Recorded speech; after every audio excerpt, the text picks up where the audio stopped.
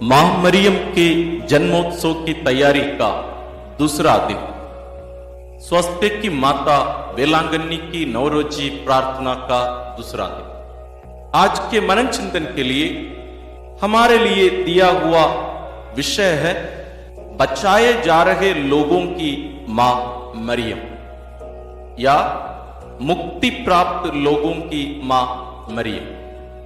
हम पवित्र बाइबल में दो सृष्टियों को देखते हैं, एक पुरानी सृष्टि और एक नई सृष्टि। पुरानी सृष्टि में भी आदम और हेवा है, नई सृष्टि में भी दूसरा आदम और दूसरी हेवा है। हम दोनों सृष्टियों की तुलना कर कर देख सकते हैं, जहां हम इस निष्कर्ष पर आ सकते हैं कि मां मरियम बचाए जा रहे लोगों की मां है या मुक्ति प्राप्त लोगों की मां है या नई सृष्टि की मां है या नए विधान की मां है। आप कोई भी नाम दे सकते हैं इसमें से, लेकिन हम कैसे ये स्थापित करें इस सच्चाई? बहुत सारे लोग इस सच्चाई को मानने से भी इनकार करते हैं कि मां मरियम ईश्वर की मां। हम उस विषय पर नहीं जाएंगे, लेकिन जो मुक्ति पा रहे हैं उनकी मां मरियम, इस सच्चाई को हम कैसे स्थापित करें? उत्पत्ति ग्रंथ अध्याय 3 पद संख्या 20 में हम देखते हैं, मनुष्य के पतन के बाद जब ईश्वर मनुष्य को यानी आदम और हेवा को आदन वाटिका से बाहर निकालते हैं, तो आदम अपनी पत्नी को एक नया नाम देता है। उत्पत्ति ग्रंथ अध्याय 3 पद संख्या 20, पुरुष ने अपनी पत्नी का नाम हेवा रखा क्योंकि वह सभी मानव प्राणियों की माता है। हेवा शब्द का अर्थ ही सभी मानव प्राणियों की माता। ये मानव प्राणी कौन? मानव प्राणी ये पतित लोग जिनका पतन हो चुका, ये पुरानी जो सृष्टि है उसकी मां है। यहां जैसे मैंने कहा, पुरानी सृष्टि में भी हम आदम और हेवा को देख सकते हैं, नई सृष्टि में भी हम आदम और हेवा को देख सकते हैं। हम इनकी तुलना करके इसके पहले भी हम मनन चिंतन किए हैं। बहुत सुंदर सा एक वीडियो है पवित्र बाइबल में, धन्य कुंवारी मरियम। अब जरूर उसको देखिएगा, थोड़ा सा लंबा सा वीडियो है, लेकिन बहुत सारी बातों को हम वहां मनन किए हैं। क्रिस्तीय रहस्यों को हम सरल तरीके से वहां समझाएं। आप जरूर उसको देखिएगा, आपको आनंद आएगा। यहां हम नई सृष्टि और पुरानी सृष्टि की बात कर रहे हैं। ये नई सृष्टि में आदम और हेवा कौन है? ये नई सृष्टि में आदम प्रभु यीशु है। जैसे संत पौलुस रोमियों के लिखते हुए अपने पत्र में कहेंगे, ये दूसरा आदम है। यदि प्रभु यीशु नई सृष्टि के दूसरा आदम है या आदम है उसके, तो हेवा कौन है?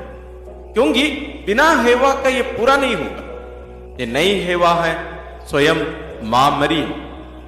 पुरानी सृष्टि में हम देखते हैं कि आदम से हेवा सृष्टि की गई थी, बनाई गई थी, लेकिन नए विधान में हम देखते हैं कि ये हेवा से आदम जन्म लेते हैं। दोनों में भिन्नताएं हैं, लेकिन हम कैसे ये स्थापित करें कि मां मरियम बचाए जा रहे या मुक्ति प्राप्त लोगों की मां? हम इन दोनों घटनाओं को सामने लेके आए, यानी उत्पत्ति ग्रंथ अध्याय 3 जहां मनुष्य का पतन होता है, और यूहन्ना रचित सुसमाचार अध्याय 19 जहां मनुष्यों की मुक्ति प्राप्त की जा रही है। दोनों गार्डन में हो रहे हैं। मतलब मनुष्य का पतन एक गार्डन में यानी आदन वाटिका में, वो भी एक पेड़ के फल को खाने के कारण। यहां नई सृष्टि जहां मनुष्य की मुक्ति यहां प्राप्त की जा रही है नए आदम के द्वारा, यहां भी एक वाटिका, जरूर एक पहाड़ है। ये आप देखेंगे, इसके पास में ही वो गार्डन है जहां यीशु गेत्सेमनी बागी उस पहाड़ के पास में ही थी। इसलिए प्रारंभिक कलीसिया के आचार्य लोग इसकी तुलना, दोनों की तुलना ऐसे ही करें। पुरानी सृष्टि में एक पेड़ के फल के द्वारा मानव का पतन हुआ उस फल को खाने के कारण, लेकिन नई सृष्टि में एक पेड़ पर मरने के कारण मनुष्यों को मुक्ति मिली। पतन और मुक्ति, यहीं पर हमें देखना है। संदर्भ को देखिएगा, आप तुलना करके देखिए।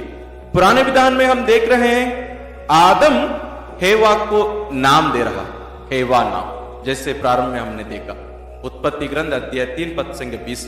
हेवा नाम का या शब्द का अर्थ ही सभी मानव प्राणियों की माता है। लेकिन हम नई सृष्टि में देखते हैं आदम जो क्रूस पर टंगा हुआ है, यहां इस नई हेवा एक नया नाम दे रहा। क्या नाम है? वहां संत योगन मुक्ति प्राप्त लोगों के प्रतिनिधि के रूप में वहां खड़े हैं। वहां केवल योगन नहीं, वह हर मुक्ति प्राप्त लोगों का प्रतिनिधि है, वो उनका प्रतीक है, उनका चिन्ह है। इसलिए प्रभु यीशु उनसे कहते हैं, क्या कहा गया है उसमें आप देखिए, संत योहन रचित सुसमाचार अध्याय 19 पद संख्या 26 और 27। ईसा ने अपनी माता को और उनके पास अपने उस शिष्य को जिससे वह प्यार करते थे देखा। उन्होंने अपनी माता से कहा, भद्रे यह आपका पुत्र है। इसके बाद उन्होंने उस शिष्य से कहा, यह तुम्हारी माता है। वहां हम देखते हैं वो सभी मानव प्राणियों की माता है। देखिए माता, वही शब्द यहां प्रयोग किया गया, माता शब्द। लेकिन उसके पहले संत योगन वहां जो खड़े हैं, जो प्रिय शिष्य जिनसे यीशु प्यार करते थे, वो मुक्ति प्राप्त व्यक्तियों में से एक थे वहां उसी समय, क्योंकि उनके लिए भी यीशु मरने वाले थे। कुछ ही मिनटों की बात। तो हेवा सभी मानव प्राणियों की माता, पुरानी सृष्टि की, पुराने विधान की, और धन्य कुंवारी मरियम नई सृष्टि की मां, मुक्ति प्राप्त लोगों की मां। और योगन हमारे प्रतिनिधि के रूप में वहां खड़े थे। आप और मैं क्रूस के नीचे वहां खड़े हुए थे। लेकिन वहां एक समस्या है। क्या समस्या? वहां बातें स्पष्ट है, प्रभु यीशु अपनी मां को किसी भी व्यक्ति को नहीं दी। ऐसे नहीं कि किसी को भी वो दे दी। और ये भी प्रश्न अलग है, उसको हम यहां विचार नहीं करते, कि जैसे कहा जाता है कि मरियम का और भी बहुत सारे बेटे बेटियां थे, होते तो शायद यीशु अपनी मां को ऐसे ही एक अनजान तो नहीं, योगन उनके रिश्तेदार थे, रिश्तेदार के हाथ में या उनके हवाले नहीं करते। और प्रभु यीशु के भाई बहन इतने बुरे भी नहीं हो सकते कि यीशु को अपनी मां को दूसरों के हाथ में या दूसरों के हवाले करना पड़े। चलिए उस बात को हम छोड़ देते हैं। हम आते हैं जो विशेषता बताया जा रहा है उस शिष्य के बारे में। उस शिष्य जिससे यीशु प्यार करते थे, तो मतलब यीशु अपनी मां को उन्हीं लोगों को दे सकते हैं या देते हैं जिनसे वे प्यार करते हैं। जैसे मैं शुरू से कहते आ रहा हूं, मुक्ति प्राप्त लोगों की मां हेवा नहीं हो सकती। ये नहीं हेवा, मरियम।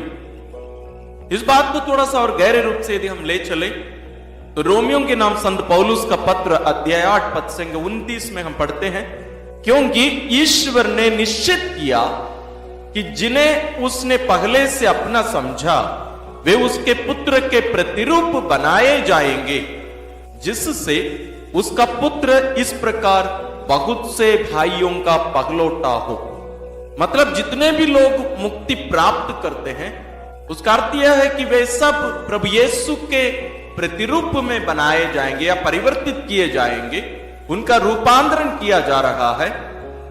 वे सब उनके पुत्र के छोटे भाई बहन हैं। यानी जितने भी लोग मुक्ति प्राप्त करते हैं या जिन्हें मुक्ति दी जाती है ईश्वर द्वारा, वे सब प्रभु यीशु के छोटे भाई बहन हैं। तो यदि हम सभी जिन्हें ईश्वर मुक्ति दे रहे हैं, हम सभी प्रभु यीशु के छोटे भाई बहन हैं, तो यीशु की मां हमारी कौन होगी? इसलिए मैंने कहा मुक्ति प्राप्त लोगों की मां है धन्य कुंवारी मरियम, क्योंकि वो यीशु की मां। और जितने भी लोग मुक्ति प्राप्त करेंगे वे एक संबंध में जुड़ रहे हैं। देखिए, मुक्ति केवल स्वर्ग जाना नहीं है, मुक्ति एक संबंध है, एक रिश्ता है, क्योंकि स्वयं ईश्वर एक संबंध है, एक रिश्ता है। इसलिए वे अपने आप को पिता, पुत्र और पवित्र आत्मा के रूप में प्रकट करते हैं। मतलब वे वैसे ही हैं, तीन व्यक्तियों का एक समुदाय, एक समूह, तीन व्यक्ति जो प्रेम में जी रहे हैं, एक संबंध में जी रहे हैं, उसी प्रकार हम यहां देख रहे हैं कि जो मुक्ति है यह भी एक संबंध है। इसलिए यहां संत पौलुस के द्वारा ईश्वर हमें बता रहे हैं कि हम उनके भाई बहन हैं। प्रभु यीशु इस ईश्वरीय परिवार के पगलौटे हैं, मतलब एक संबंध है। तो इस संबंध में उस मां का होना अनिवार्य है। इस बात को और भी हम स्पष्ट कर सकते हैं प्रकाशना ग्रंथ अध्याय 12 पद संख्या 17 में। अब जरूर अध्याय 11 आखिरी और अध्याय 12 पूरा पढ़ लीजिएगा। अब बहुत सारी बातों का और गहरे रूप से सीख सकते हैं। हम केवल पद संख्या 17 लेते हैं। इस पर पंखदार सर्प को महिला पर बड़ा क्रोध हुआ और वह उसकी शेष संतान से युद्ध करने निकला, अर्थात उन लोगों से जो ईश्वर की आज्ञाओं का पालन करते और ईसा का दिया हुआ साक्ष्य सुरक्षित रखते हैं। यहां इस नई हेवा को यहां दिखाया जा रहा है। यह मुक्ति प्राप्त लोगों की मां है, वो वहां खड़ी है और यहां स्पष्ट बताया जा रहा है कि वो जो शैतान हम उस पुरानी सृष्टि में देखते हैं, जो आकर उस हेवा को अपनी बातों में फंसाकर मानव का पतन का कारण बना, वो शैतान अभी यहां नई हेवा को भी और उसकी संतानों को सताने के लिए आता। तो हम सभी इस नई हेवा यानी धन्य कुंवारी मरियम की संतान है। तो हमें आनंद मनाने की जरूरत है, हमें इस रिश्ते को जीने की जरूरत है। हमें केवल शब्दों में नहीं, हमें केवल कुछ अक्षरों में नहीं, बल्कि रिश्ते को निभाने की जरूरत है, रिश्ते में जीने की जरूरत है। जैसे मैं बार बार कहते आ रहा हूं, ईश्वर को संबंध है, एक रिश्ता, हमें भी उस रिश्ते में जीने के लिए बुलाते हैं। तो जब हम अपने आप को मां मरियम के जन्मोत्सव के लिए तैयार कर रहे हैं, इस बात को हम गहरे रूप से समझें और इस सच्चाई को हम अपने जीवन में जीने पाए।